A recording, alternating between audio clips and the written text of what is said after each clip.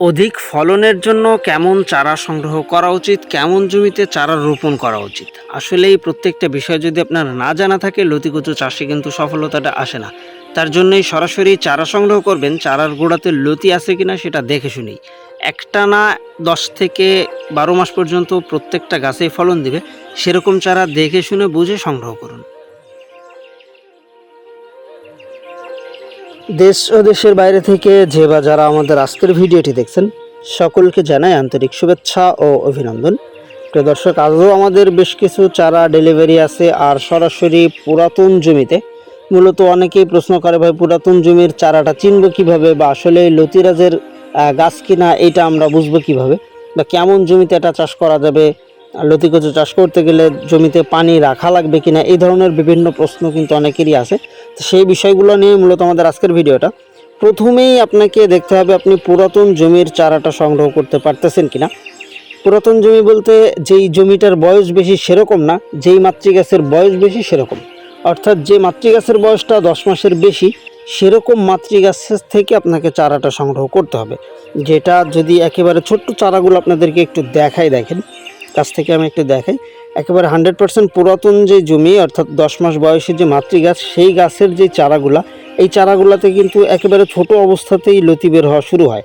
আর আপনি যদি এরকম 100% পুরাতন জমির চারাটা সংগ্রহ করতে পারেন, আর এটা যদি আপনি রোপণ করেন, মাত্র 45 দিনের ভিতরেই ফলন আসবে, এবং ইনশাল্লাহ একটানা 10 থেকে 11 মাস বা 12 মাস পর্যন্ত আপনি বাণিজ্যিকভাবেই লতিকচু এখান থেকে লতি উঠাইতে পারবেন প্রত্যেকটা গাছ থেকেই।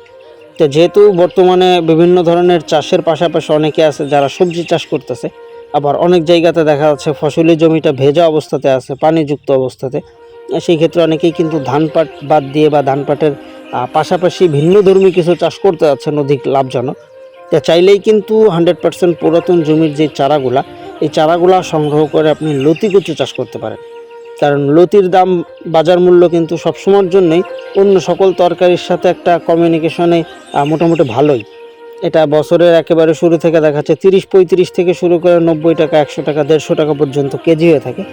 যার জন্যই কিন্তু বর্তমানে অন্য সকল সবজি চাষের থেকে লতি চাষের জন্য অনেকেই নতুনভাবে উদ্বুদ্ধ হচ্ছেন। আর চারাগুলোতে এই যে দেখতেই পাচ্ছেন, যেগুলো আমরা সাধারণত ডেলিভারি করি, প্রত্যেকটা গাছের গোড়াতেই 2-3টা লতি আপনি ইনশাল্লাহ পাবেন। আর এই চারাগুলাই কিন্তু 100% পুরাতন জমির চারা। এগুলা দেখে শুনে তারপর আপনি যদি সঠিকভাবে সংগ্রহ প্লাস রোপণ করতে পারেন, সঠিকভাবে পরিচর্যা করতে পারেন, তাহলে এখান থেকে আসলে বেটার ফলন পাওয়া কিন্তু অসম্ভব কিছুই না। যেহেতু আপনি প্রত্যেক সপ্তাহে প্রত্যেকটা গাছ থেকে ফলন কাটতে পারবেন একটানা 10 মাস পর্যন্ত, সুতরাং বলাই যায় সময়ের সেরা চাষ যশোরের লতিরাজ। আর এই চাষটা করার জন্য আপনাকে রাখতে হবে জমিটা ভেজা অবস্থাতে। সব সময়ের জন্য পানি রাখতে হবে বিষয়টা সেরকম না। আপনার জায়গা যত বেশি নরম হবে, আপনার লতির ফলনটা কিন্তু ততটাই বৃদ্ধি পাবে। সাধারণত একটা গাছ থেকে 8টা থেকে 10টা লতি আসে যদি ভালোভাবে পরিচর্যা করা যায়। প্রত্যেকটা গাছ থেকে 12টা-13টা অ্যাভারেজে 600 থেকে 700 গ্রাম লতিও সর্বোচ্চ আসা সম্ভব লতিরাজ থেকে। অনেকের কাছে এটা অজানা বা কল্পনীয় হলেও এটাই বাস্তব, কিন্তু সেটা সঠিকভাবে আপনাকে পরিচর্যা করতে হবে। যদি 100% দোআঁশ মাটিতে আপনি রোপণ করতে পারেন, সঠিকভাবে পরিচর্যা করতে পারেন, তাহলে কিন্তু প্রত্যেকটা গাছে, যে দেখতে পাচ্ছেন আমাদের প্রত্যেকটা গাছেই কিন্তু বিপুল পরিমাণ ফলন। আর এইগুলা 100% পুরাতন জমির চারাটা আপনি দেখে সংগ্রহ করার একটা অন্যতম ফল। যেটা এই যে দেখতে পাচ্ছেন আমাদের একেবারেই ছোট্ট ছোট্ট যে চারা, সেই চারাগুলোতেও কিন্তু লতি দেখা যাচ্ছে। আর অসংখ্য চারা আছে যারা ইতিমধ্যে রোপণ করছেন আমাদের কাছ থেকে। আবার অনেকে আছে যারা নতুনভাবে রোপণ করবেন বা লতিকচু চাষের জন্য উদ্বুদ্ধ হচ্ছেন। চাইলেই কিন্তু খুব সহজভাবে আমাদের ভিডিও স্ক্রিনে দেওয়া নাম্বারে যোগাযোগের মাধ্যমে আমরা চারাগুলা ডেলিভারি করতে পারবো, যেটা সুন্দরবন কুরিয়ারের মাধ্যমে। আপনি চাইলেই আপনার দেশের যে কোনো স্থান থেকেই কিন্তু এই লতিকচুর চাষটা আপনি শুরু করতে পারেন। এই যে দেখতে পাচ্ছেন। তো প্রিয় দর্শক, চাষ সংক্রান্ত যে কোনো ধরনের তথ্য পরামর্শ বা যদি চারা সংগ্রহ করতে হয়, নিঃসন্দেহে আমাদের ভিডিও স্ক্রিনে দেওয়া নাম্বারে যোগাযোগের মাধ্যমে সর্বোচ্চ 24 থেকে 48 ঘন্টার ভিতরেই চারা সংগ্রহ করতে পারবেন। সবাই ভালো থাকবেন, সুস্থ থাকবেন। আল্লাহ হাফেজ।